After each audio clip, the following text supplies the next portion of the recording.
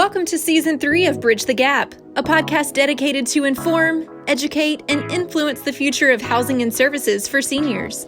Powered by our supporting partners, TIS Insurance, Morrison Living, NRC Health, OneDay, Argentum, the Bridge Group Construction, and Solinity. Find out more about this podcast at btgvoice.com. Welcome to Bridge the Gap podcast, the senior living podcast with Josh and Lucas. We are here in Atlanta, and we are so excited to have Richard Hutchinson, CEO of Discovery, on the show today. Welcome, Richard. Hey, good afternoon, guys. Good to be here. Awesome. So we tried to connect with you once before, and you had to put on your Superman cape and flew out to go and solve the world's problems. And we just, to our listeners, they have to know, we just had the most robust conversation, but the problem was we didn't have the mics on. Why weren't we recording that? I know it. Richard, you've been in this industry a long time. This is, your company has been in the news a lot lately, but one of the things that you said is that this has not been an overnight success. You have been at this a long time and have some really good ideas about the state of the industry, the products that you're putting out into market, and how to communicate that and develop a culture around the industry. We want to talk, first of all, about your background of where did you come from and why did you get into senior living? Yeah, that's the easiest part, I guess. So I had mentioned to you earlier, I grew up in Maine and I went in the military for a long time. And then after the military, I got out and I found myself in Florida. Of all places. And then I ended up with a company called WCI Communities. And they had built in the early 90s this little thing. It was unknown. It was called assisted living down in one of the communities in Sun City Center, Florida. And I was intrigued. And with that military background, had the work ethic necessary to kind of convince them that, hey, we could take a run at this. And they agreed, and so we started Aston Care Systems back then. That was the predecessor to Discovery. And then in the middle 90s, we started out building independent and assisted living communities. And I have to tell you, independent living, nobody knew what that was. Barely anybody knew what assisted living was. But I think this is very germane. We came from, at WCI Communities, master plan developments, and they were highly amenitized, and so they, with the rich amenities, golf courses and tennis and whatever it is, we kind of came from that service background, so it's in our DNA. And since then, that's what we've done at Discovery, is always try to be true to our DNA while paying some dumb tax, as I had mentioned to you guys, learning the assisted living and the more healthcare aspects of what we do. But it has not been an overnight success, and 25 years later, here we are in our second iteration as a Discovery instead of Aston. We're in 60-something communities, 14 states. I have 6,000 team members. I talk about every day, I guess, and then almost 10,000 residents. So keeps me a little busy. Incredible. Well, one of the things that we've been talking about is a culture change, culture shift, labor, workforce. These are all so important, and it's a big topic of conversation that it seems like everybody is batting this around, but very few are actually being able to make that shift. Talk to us about your thoughts on this topic. Yeah, obviously it's very germane right now, and as we've discussed in the past, it's sensitive right now because of the labor environment we're in, but it really hasn't changed. This has been evolving over time, and I think from a cultural standpoint, this industry is at an inflection point on a lot of different things, product, maturation, but also on labor. And so, a lot of the folks that run companies here, they live with 38 to 40% turnover of their labor force every year. And yet we don't talk about it enough. And I know I had shared this story with you guys before. I think 25 years ago, if I had to do a reset on some of the things that the industry pioneers were really working on, it was educating the labor force that we missed. Right? We did a great job on educating the financial services firms, the capital providers into the space. Did I think a pretty good job on educating the consumer.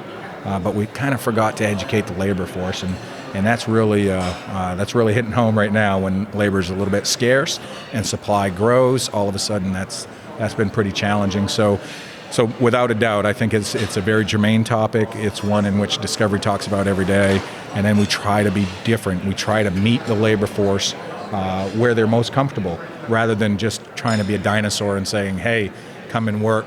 Here's your 8-hour shift. Make sure you show up on time, et cetera. You got to be a little different. So we're doing, 10-hour days. Let them work 4 days a week. They get some flex time. They can pick and choose. We have labor pools in which we allow people to kind of move in and out of based on whatever is going on in their life at that time. It takes a lot of work to do that, but that's our labor pool right now. And then on the management side, it's a little different. Right, so we talked about executive directors, and we've said some things about how we need to learn. We were on a panel this morning. I don't know if you caught the panel, but there was some question about how has sophisticated capital changed our industry. And I thought Brian Beckwith on the panel did a great job saying it's good for the industry. It may feel painful at times, but it's good. And how I tie that into labor is essentially a lot of that sophistication in the financial analysis and the analytics that are now coming into the industry. Man, these guys know it. They know it. So they force operators to think that way, and that's a good thing. And I think you're going to see that more prevalent as we go forward. So one of the things that you were just mentioning is you're embarking on this culture change with being flexible on the labor side of things, how you recruit, how you schedule, all those. But what have you done from the C-suite down? Because I know that some of our operators have the challenge of even creating a culture at the leadership level to allow creativity, to allow flexibility, because I know in our industry, We've been successful for a run of 15 or 20 years doing it the same way and just duplicating the system. So you still have, I think, a lot of the leadership that's like, hey, I've done it this way always. It works like this. We just got to continue to drive home. So what kind of culture have you created? How have you created that culture? Well, we've been pretty fortunate because we started out on the more hospitality side, lifestyle side. We've always challenged things. And so, for, again, consistency of leadership is kind of nice. And so, having been there 25 years, everybody knows our culture is to break paradigms. I think we can't be successful as a company, and certainly not as an industry in this space, if we don't break the way we've been doing it. Because honestly, from a pure macro standpoint, our results aren't any different now than what they were 20 years ago. We just have more people using our product because of demographics. And so we've got to change that. And so we talk about it every day. It needs to be part of your daily conversation that you need to be allowed to fail. You need to be able to have the flexibility in your culture to allow leaders to do things differently. One of the things we're talking about right now, and I'm talking about a lot, is our experiential living. And part of that experiential living is understanding that it is a mindset that allows you to customize everyone's experience. Well, you can't really do that if you're actually operating, on a menu. At 8 a.m. you do this, 9 a.m. you do that. It can't be a customized experience if it's actually, regimented. It is, right, exactly. So it's just a mindset we've had. We've had it for a long time. It's really coming into play. We've rode the wave like everybody else. We've grown to 60-something communities, essentially doing a lot of the same things everyone else does. We've always been a little ahead on the design side. And so in 2011, we were building ALs with theaters and all these other things that now is pretty much standard. But it's more than that now. I think it's service, it's culture, it's mentality, and that has to be driven at the C-suite level. Because you're right, a lot of people have been very successful just treading water in this industry. And honestly, with the demographic wave, you're going to have companies still be successful doing that thing. But I've told my senior leadership for a long time, I would rather retire tomorrow than be part of a commodity business. Sure. And then it's just about who is willing to provide it for the lowest price. And that doesn't get me up in the morning, right? I want to provide a differentiated experience for our consumer and attack that 90-95%, depending on whose numbers you believe, that isn't even using our services right now. So you mentioned, and I love that you give us a history lesson on the pre-Nick, pre-era where, we're kind of spoiled nowadays with all the thought leadership, the opportunities we have to rally together as an industry. But you mentioned we've done a really good job, you believe, on educating capital markets, educating the potential consumer that there is something called assisted living out there and that we do exist. But you mentioned the labor force. With any great thing that I think you've done a bad job historically on, it presents itself a great opportunity. So what are some things that you feel like moving forward, our industry as an industry as a whole, that we can do a better job educating that potential labor force and tapping into that group? Yeah, for sure. I mean, I think everybody needs to be part of that. In fact, you guys are part of that now with your podcast. But certainly every operating company and financial platform that is investing in seniors housing needs to get the word out in a meaningful way. And I know Nick is doing some things, and Lucas, you're involved in that. But for us, we have internships with universities, but it's more than that. In my mind, what would be great is if there was a seniors housing certification program, management certification program in every hospitality college in the nation, and then getting it down into the vernacular of even high schoolers, right? Understanding this is an industry that's up and coming. When I speak to college students, the first thing, of course, is they have no idea who this guy is and what he's talking about, and they're picturing nursing homes and of the 70s, bleak and dark and One Flew Over the Cuckoo's Nest type stuff. And that's easily done away with, right? I can throw some photos of contemporary communities, and so they get that right away. But then they're always amazed at how sophisticated this industry is, and then how much good we do. So I think we were talking about, Josh, we were talking about how like the millennial set wants to have more than just a job. And I applaud that. I think that's wonderful and it's great. And we need to meet them, where they want to work and how they want to work. And we're doing that. But at the same time, not many of them know about us. Sure. And we've got to do more as an industry. And we need to focus on this. And again, it's a perfect time to talk about it because now with labor shortages across all industries, now we're competing, right? Absolutely. And we're competing really hard, and we're finding out the effect of maybe that stumbling early on in the industry's education process where we missed a cohort. Now we're feeling that effect. So. Absolutely. So switching gears over to the consumer side, we had some discussion. I thought you brought up a really interesting point. I think the end of that conversation is you said, many of us, the talking points that we have is how much our people need to hear and be educated about what we can offer them.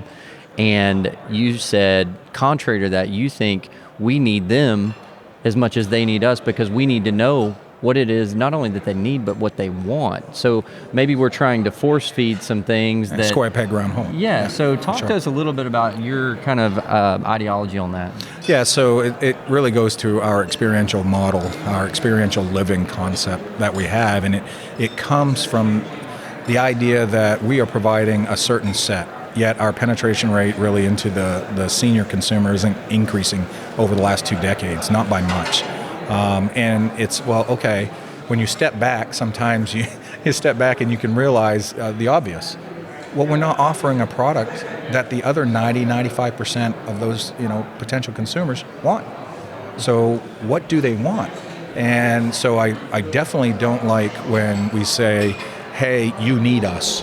Whether it's independent living, assisted living, it really, from a pure sales standpoint, consumer standpoint, it needs to be you want us, right? And you want what we're providing. And we're willing to spend some money, and I use this term sometimes, we're willing to pay a little dumb tax to try to figure that out. And on the panel this morning, I talked about, we listen to our sales staff a lot.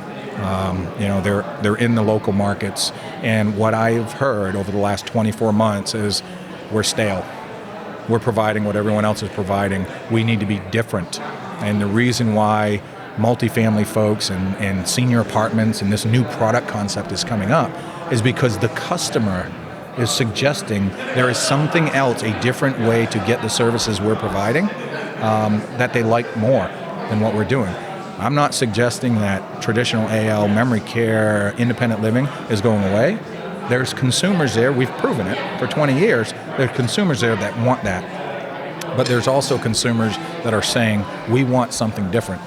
And the challenge for us as an industry, us as a company, is figuring out what that is and then taking advantage of it. And that's what our experiential living concept is all about. So throughout your career, you've been a visionary. You're willing to take risk, as you say, pay some dumb tax to try to figure out and take some risk on things. You've created a culture that listens to your sales team, that creates a conduit and a culture where you're taking feedback, you're asking for feedback.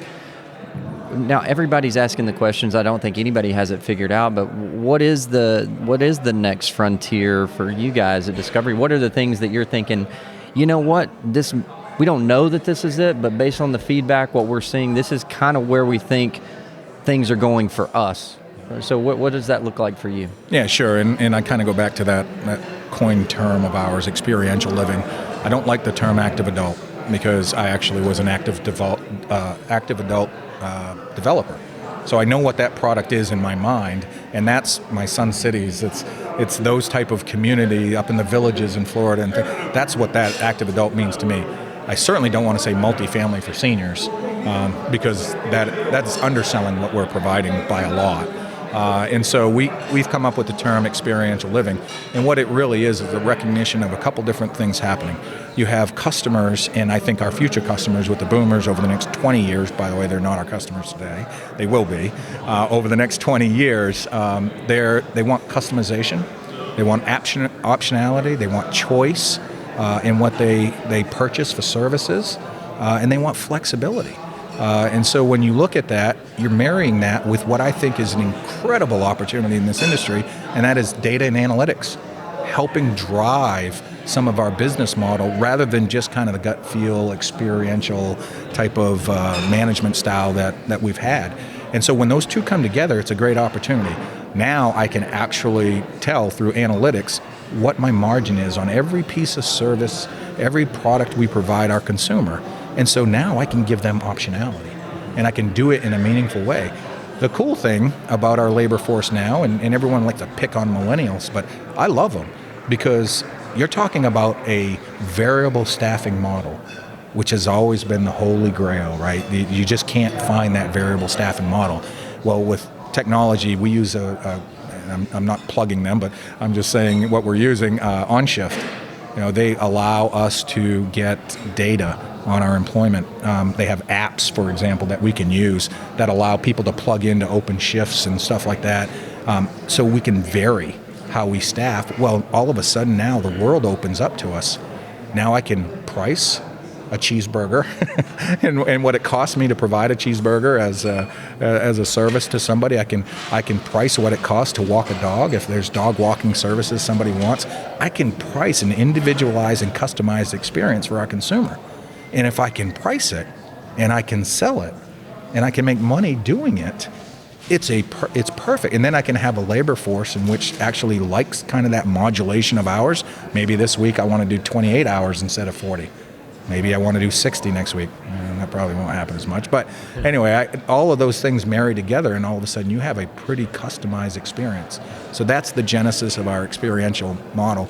I will tell you, experiential living, when I go around and I talk about it, everybody starts thinking about active adult, their version of active adult, independent living, that type of thing. But it's more than that. For us, it's far more than that. This experiential living should be throughout the entire continuum.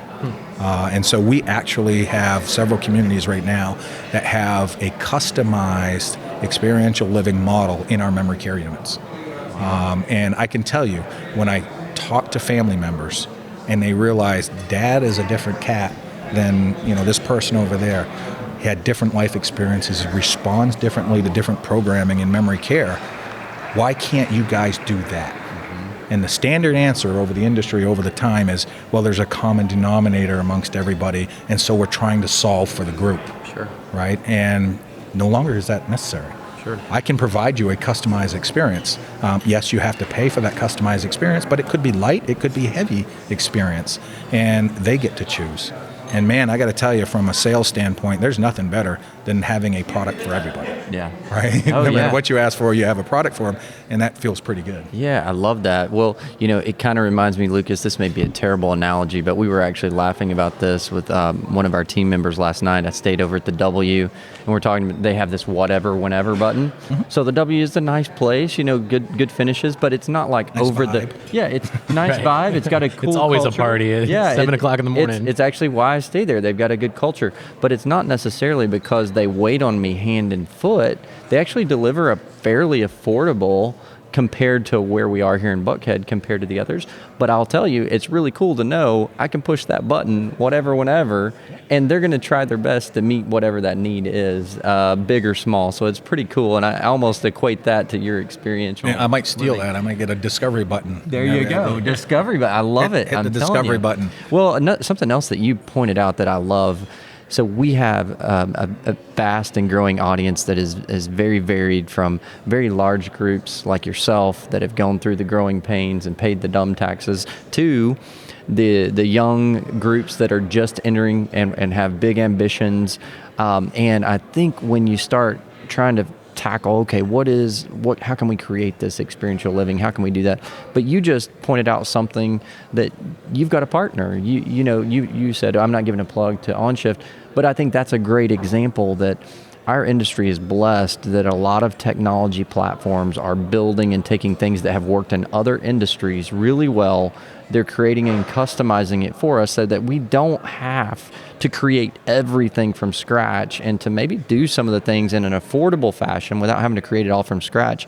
It's about collaboration, about team building and things like that. So it's refreshing to hear that even at your size and what you guys are doing, that you have some trusted partners out there that are helping you achieve the goals. Yeah, for sure. And we have so many. I couldn't possibly name them all. But it is also, let's go back to the next generation of workers in our space. I mean, I love when I just sit with the younger folks in our industry and they just come up with ideas that we had just never thought of. Well, it's the same idea. So you can be in our seniors housing space, but not necessarily an operator, and not necessarily a financial capital provider. It can be on the technology side. It can be on the design side. We need that next generation of thought to make sure that we evolve this industry, evolve our product to meet our next consumer. I sat on a panel out in California about a month or two ago, and I just looked out at the crowd, and there was a lot of young folks out there that were in the industry or getting in the industry or even interested in the industry. And I was sitting up there, and I'm not going to name their names, but with some of my colleagues that I've been sitting on panels with for 20 plus years, and I told the audience, look, we're not the future of this industry. You guys are. Right? So, get out there and break paradigms and challenge the status quo, challenge the commodity feel that we might have in some areas. Be bold. And they respond well to that. And I think that's what this industry needs. We need to continue to cultivate that. And absolutely, I believe we're at an inflection point. And I like your point. Sometimes when we've not done things so well, it creates great opportunity, and I think right now there's a tremendous opportunity in this space. I agree, and I'll tell you, you're a perfect example of why Lucas and I came up with the idea of this podcast. We so appreciate you taking time, this life experience, this wealth of paying the taxes, figuring things out, getting in the trenches, and building a great organization as you have, and being transparent enough to say, hey, you know what? I'm not the future. You're the future. The listener's the future. We want to share that wealth of information, the mistakes, our successes, our failures, our ideas. We're better together, right, Lucas? Exactly. We hope that you have found this to be an inspiring time while they're listening. They're on a plane, a train, an automobile. They're working out. They're walking their dog, and they're sitting here listening to the Senior Living Podcast, talking about our passions, about moving this industry forward. Let's raise the bar. Let's raise the tide so that we can all share, because we are better together, and that's why we say we're going to be the bridge to bridge that gap between the things that this industry needs so that we can change the narrative and inspire a new generation to come in and help us with very important work. Yeah, I applaud you guys for doing what you're doing. It's a piece of the puzzle, an important piece of the puzzle, and we connect with the next generation. We evolve this industry. This truly is the industry you can do good and do well at. and I think everybody will see that hopefully in the very near term. Absolutely. Well, we're rooting for you. Not that you need us to. You're very successful, but we're going to follow you, and we're standing behind you and rooting for you and your team to go out there and continue to be that front runner to show everybody what is working and how to create that culture that matters. So we're going to connect with you and your organization in our show notes, because I know our listeners, they're going to want to know more and figure out what Discovery is doing and follow along. And we're going to do that in our show notes. Please connect with us. Ask us questions at btgvoice.com or on our social media pages. We're on Instagram. We're on Facebook. We're on Twitter. We're on LinkedIn. You know it, and we can connect with you there. And thanks for listening to another great episode of Bridge the Gap. For a full library of episodes, merchandise, and the 2020 conference tour schedule, visit btgvoice.com. Join the conversation on social media by following @BTGVoice, and we'd love to hear your thoughts on this episode.